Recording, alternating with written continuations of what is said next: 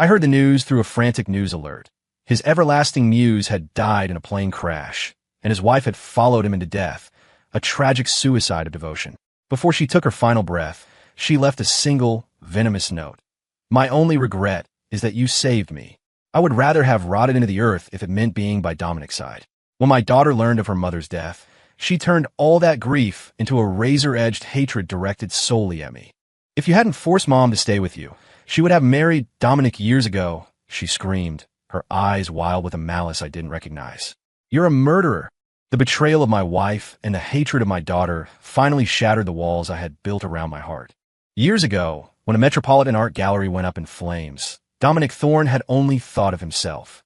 He bribed the first responders to get him out first, lying to their faces that he was the only soul left in the burning wing. I was the one who ignored the do not enter signs, the one who plunged into the inferno to drag Sienna out. Afterward, Dominic twisted the narrative, blaming Sienna for abandoning him to the fire. He fled to Europe, cutting her off entirely. I was left with a jagged, horrific scar running down the side of my face, and my architectural firm crumbled as clients recoiled from my disturbing appearance. I never held her infidelity against her. I risked my life to save hers, and in the end, I was left utterly alone. My daughter's final gift to me was a poisoned cup of tea and a lighter. As the house went up in flames, she hissed, "You murderer, go to hell and apologize to Mom and Dominic." When I opened my eyes again, the searing heat of the fire was gone. I was back in our penthouse, sitting across from Sienna on the day she asked for a divorce. I didn't hesitate. I picked up the pen and signed my name. I surrendered all custody of our daughter without a single word of protest. "Julian," Sienna said, her voice dripping with that faux sweetness she used when she wanted something, "I'm glad you're being mature about this. Signing these papers. It shows you finally care about my happiness. I'll remember this kindness." The phantom pain of my skin melting in the fire still throbbed in my mind. I barely heard her soft girl manipulation. I shook my head slightly, trying to clear the fog of death, and glanced at the agreement on the marble table. I was walking away with nothing. No assets, no alimony, just the clothes on my back. I let out a sharp, cold laugh. Sienna was certainly willing to pay a high price to be with her little artist. "You don't want custody of Chloe?" I asked, testing the waters. Chloe was a viper in the making. In this life, I wouldn't let her inherit a single cent of my future. Sienna's eyes flickered, a suppressed spark of joy dancing in them. "You'd really let me take Chloe?" In her mind, Chloe was the sun and moon to me. I had spent every waking hour doting on her, treating her like a literal princess. But in my final moments in that other life, Chloe had called another man father while she watched me burn. My heart was a block of ice. I nodded. "You carried her for 9 months. She belongs with her mother." Sienna was practically glowing. She reached into her designer bag and pulled out a revised agreement, already prepared, specifying that she had full legal and physical custody. I signed it before she could even finish her sentence. She clutched the papers to her chest, her hips swaying with excitement as she rushed out the door to find Dominic. Dominic had recently slithered back into the country, using some wealthy European socialite's money to pose as a misunderstood visionary for a new gallery opening. In his spare time, he'd been breadcrumbing his old flame, Sienna. He probably hadn't expected her to actually blow up her life for him. In my last life, I refused a divorce. Sienna tried to elope with him, but they got trapped in that gallery fire. Dominic, terrified of a scandal, threw her under the bus, lied to the police, and fled back to his sugar mama overseas. He eventually died in that plane crash, and Sienna, ever the martyr, ended her life in devotion. I poured myself a glass of expensive bourbon, savoring the amber liquid. A toast to rebirth. A few hours later, the headline started hitting the wires. "Massive blaze at downtown art gallery." I call my driver immediately. "Get the car. Take me to the Metropolitan."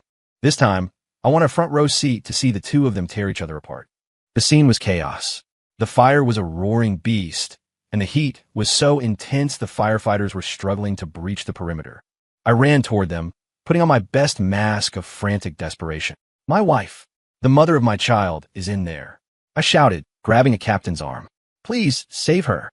My daughter can't lose her mother."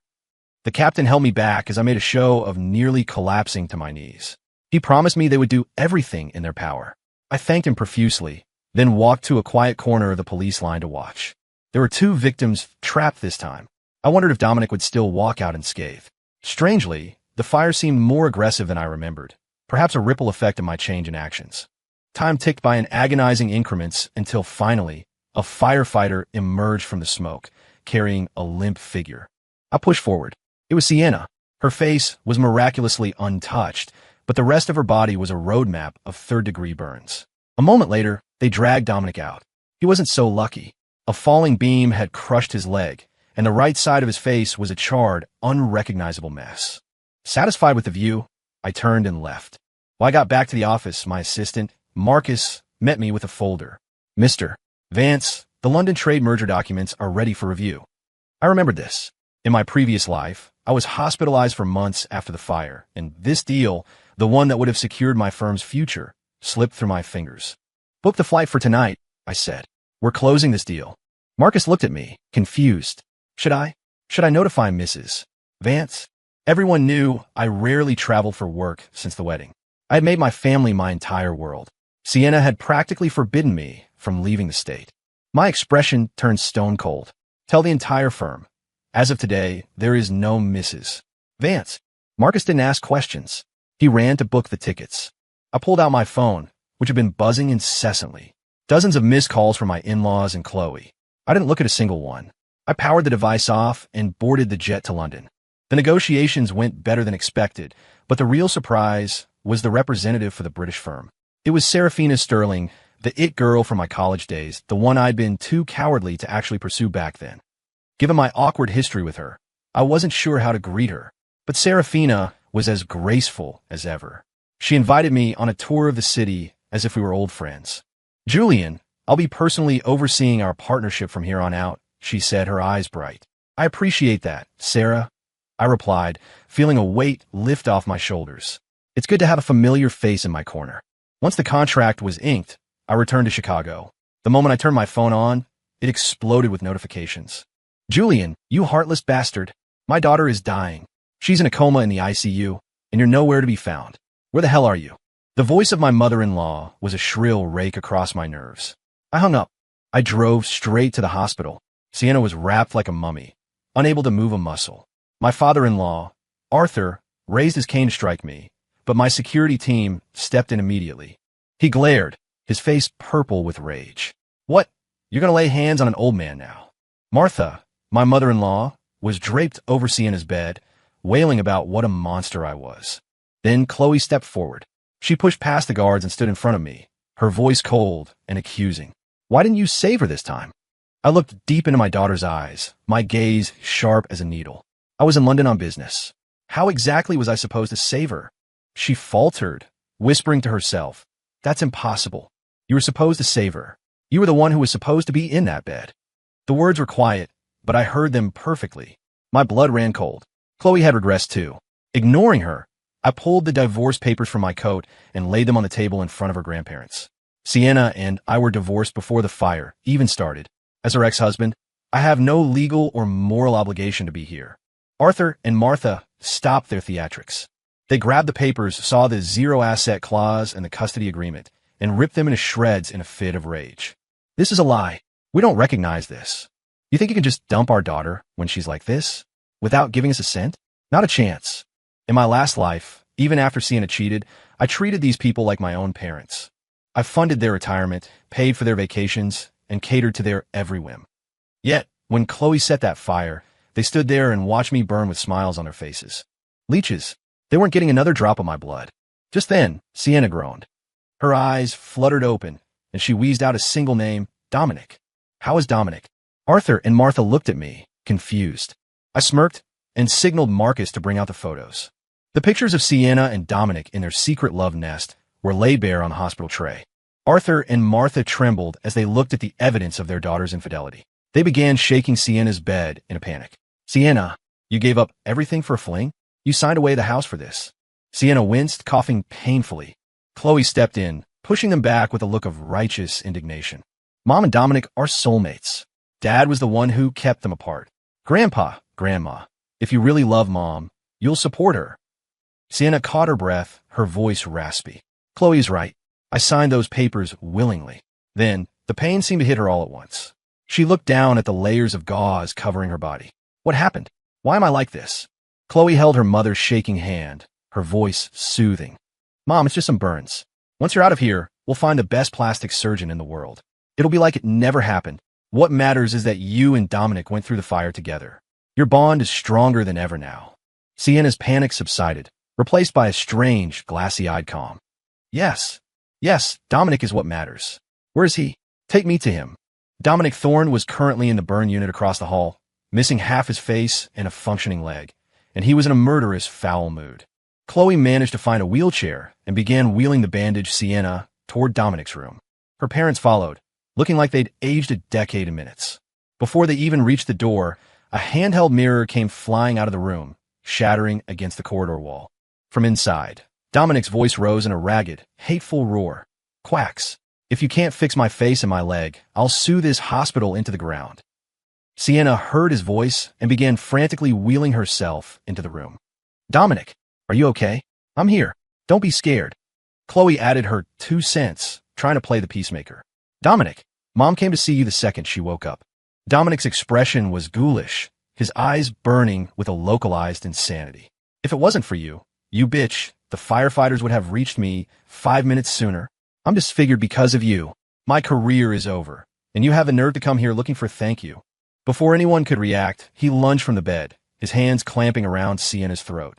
"You ruined me. Just die." Chloe froze in terror. It took Arthur and Martha both pulling with all their might to pry Dominic's hands off Sienna's neck. "Cough. Wheeze. Dominic, it's me, Sienna. Don't you recognize me?" Sienna looked at him with puppy dog eyes, seemingly forgetting that he had just tried to murder her. Dominic looked at Sienna's unburned face, and his jealousy turned into a physical force. "Why is your face fine? Why am I the only one who looks like a monster?" Sienna tried to sound devoted. "Dominic, I don't care what you look like.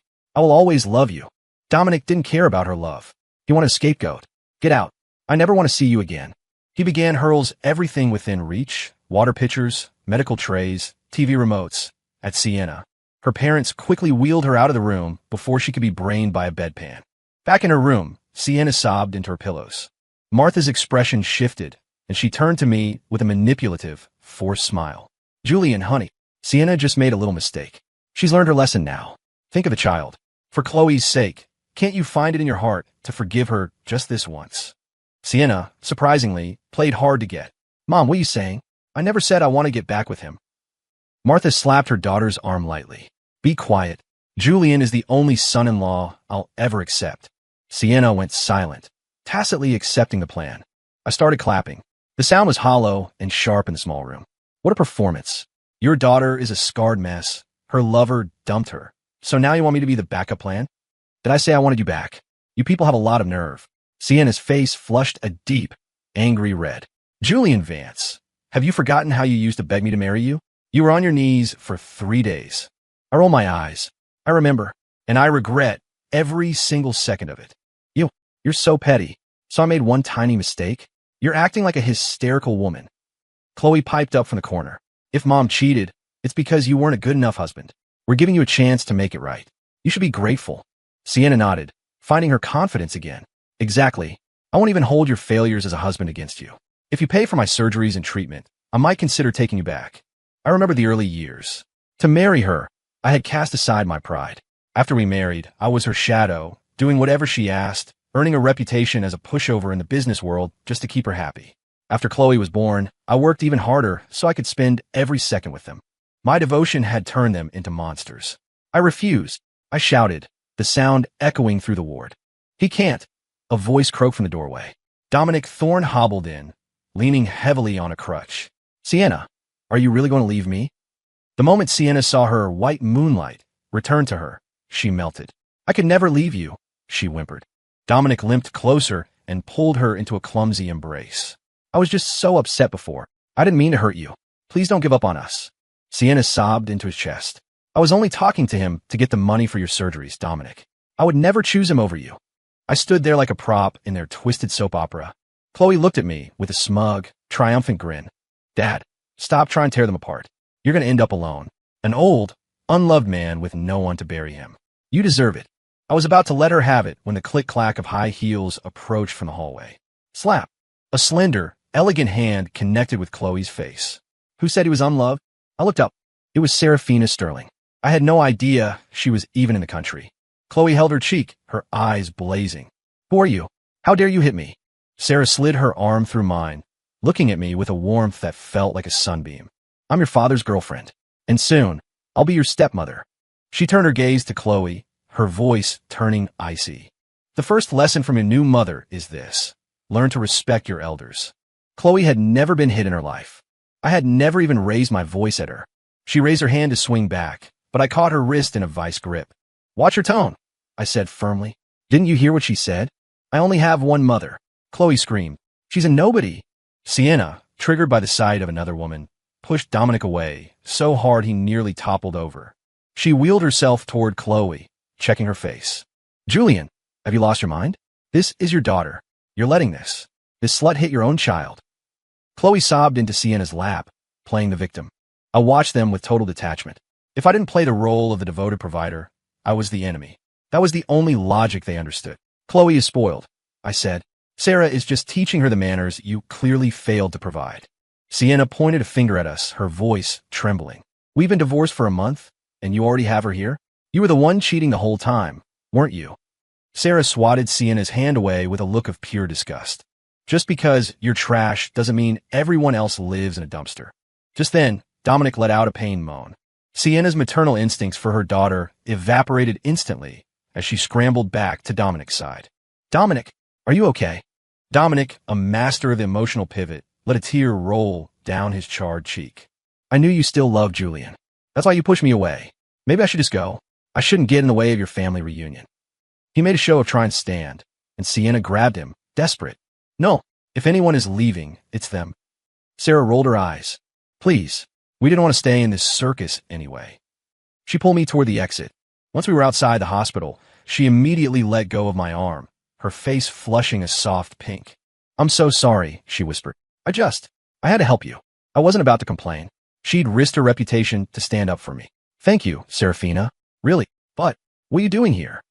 There was a detail in a London contract that needed a signature. Your assistant said you were here, so I came straight from the airport. She stepped closer, a mischievous glint in her eye. Unless you didn't want to see me? No, I definitely wanted to see you. Seeing her like this reminded me of the night I tried to ask her out in college. I'd set up this whole elaborate thing and then lost my nerve at the last second. She'd back me into a corner then, too, asking me point blank if I liked her. I'd stuttered like an idiot. By the time I found my courage again, she'd moved to Europe. A month passed. I was fully immersed in the international merger. Sienna and Chloe called me hundreds of times. I blocked every number. Eventually, they showed up at the front doors of my firm. Marcus ran into my office. Sir, your ex-wife and daughter are making a scene outside. They're demanding to see you. I walked down to the lobby. It was a scorching summer day, but Sienna was wrapped in heavy scarves and long sleeves to hide her scars. She was sitting on the pavement, wailing for the benefit of the passing crowd. Julian Vance is a monster. He abandoned his wife and child for a rich heiress. He won't even pay child support. People were already stopping, filming the drama on their phones. Chloe was standing by, barking at my security guards. My dad owns this building. I'm the heiress here. If you don't let us in, I'll have you fired, you losers. I stepped out, my face a mask of iron. I put a hand on the young security guard's shoulder to calm him. In the crowd, I spotted Dominic Thorne. He was wearing a mask and a hat, lurking in the back like a puppet master. I realized then that Dominic had been dumped by his European patron because of his disfigurement. He was broke and desperate, using Sienna and Chloe as his meal tickets. Chloe saw me and immediately changed her tune. She ran over and grabbed my arm, swaying slightly. Daddy, the mean guard wouldn't let us in. Fire him. I pushed her hand off. I'm the one who gave the order. Do you want to fire me too? Chloe's eyes flashed with a brief, murderous hatred before she masked it with a pout. Daddy, I miss you so much. The sweetness made my stomach turn. Cut the crap. What do you want? Sienna crawled toward me, crocodile tears streaming down her face. Julian, even if you have someone new, you can't just throw us away. I'll step aside. I'll go away. But Chloe is your flesh and blood. You have to take care of her. The crowd started murmuring, throwing dirty looks my way. Dominic smirked from the shadows. Marcus held up a tablet, showing me the live feed. Sir, the stock price is dipping. The board is on line 1. Chloe, inheriting her mother's acting chops, began to sob. Mom, is Daddy really going to replace me with a stepmom? She hit me right in front of him, and he didn't even care. I don't have a daddy anymore. The online outrage was reaching a boiling point. I stepped into the center of the crowd and raised my voice. My ex-wife had an affair while we were married. She signed a voluntary divorce agreement to run off with her lover. My daughter chose to go with her. And as for child support, I pulled out my phone and displayed the digital receipts. Every single cent has been transferred to her mother's account on the first of every month. Then, I started scrolling through the photos of Sienna and Dominic's affair on the giant lobby monitor. My legal team will be releasing a full statement with evidence shortly.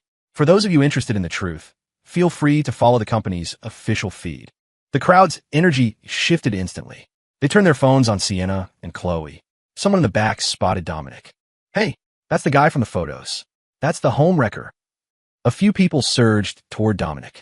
He was already frail, and a few well-placed shoves sent him sprawling. Sienna had to throw herself over him to stop the crowd from kicking him. With the merger finalized, I invited Serafina over to my place for dinner. I wanted to thank her properly. When the doorbell rang, I hurried to answer it. My lady, The smile died on my face. It was Sienna. I blocked the doorway. What are you doing here? She pushed past me anyway, acting like she still owned the place. She looked around the empty living room and sneered. Where's the new girlfriend? Did she realize you're a bore and dump you? None of your business. She reached into her bag and pulled out a gold embossed envelope.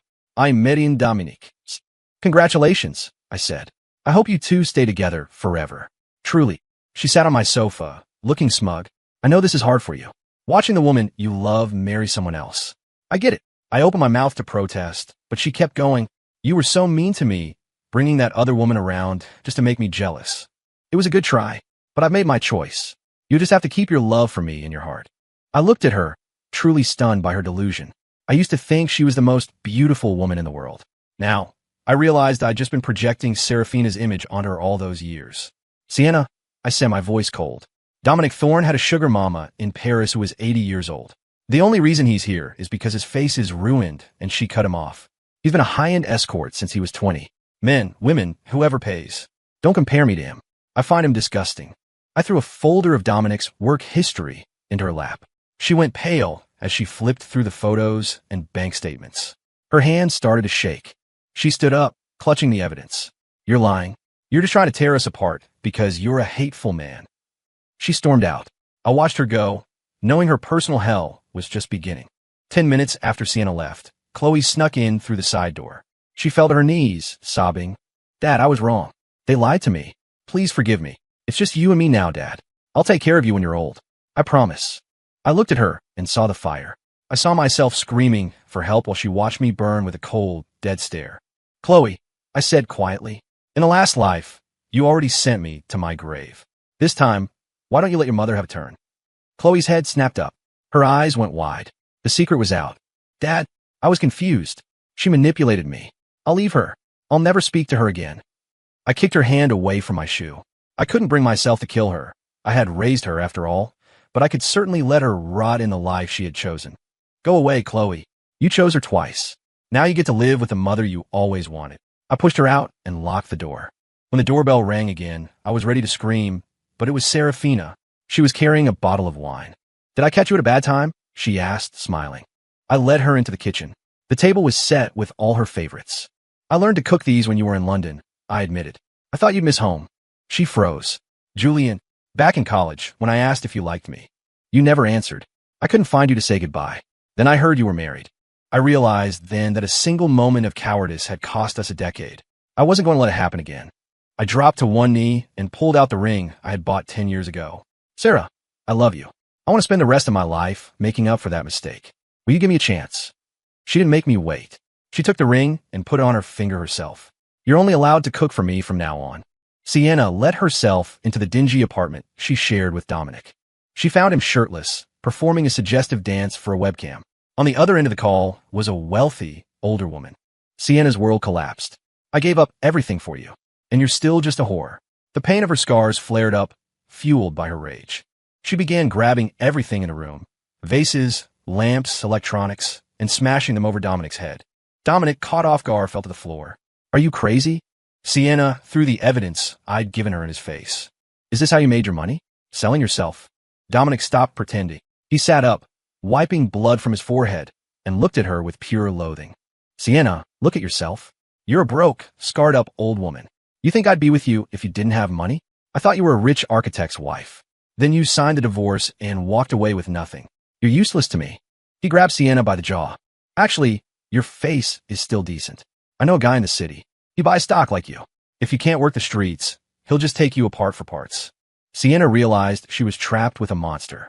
She fought back, but Dominic was stronger. He pinned her down, his hands crushing her windpipe. Just as the world was turning black, a heavy thud echoed through the room. Dominic went limp. Chloe stood there, a baseball bat in her hands. Sienna scrambled up, grabbed the bat from her daughter, and began beating Dominic's head. 1, 2, 3. She didn't stop until the man she once called her muse was a red pulp on the floor. Sienna laughed a high, broken sound. She turned to leave, not even glancing at Chloe. Then, a sudden, sharp pain exploded at the back of Sienna's head. She fell, looking up at her daughter. Why? Chloe's eyes were vacant, dancing with madness. Mom, I betrayed Dad for you. I killed him for you. But you never cared about me. You only ever cared about him. If you're gone, Dad will have to love me again. Sienna reached out a hand, begging for help, but Chloe just dropped the bat and walked out the door, mumbling to herself. Dad, I killed her. You can love me now. Chloe walked onto the main road like a zombie. She didn't see the semi-truck until it was too late. In her final seconds, she thought, if I get another chance, I'll choose differently. But there are no third chances. The police called me to identify the bodies. I told them I hadn't seen any of them in months. Sienna's parents had strokes upon hearing the news and ended up in a state-run nursing home. A few months later, Serafina and I stood on the deck of a ship in the Mediterranean. We were having a small, private wedding at sea, away from the ghosts of the past. The future was wide open. Love, a career, and maybe eventually a family built on something real. Story complete.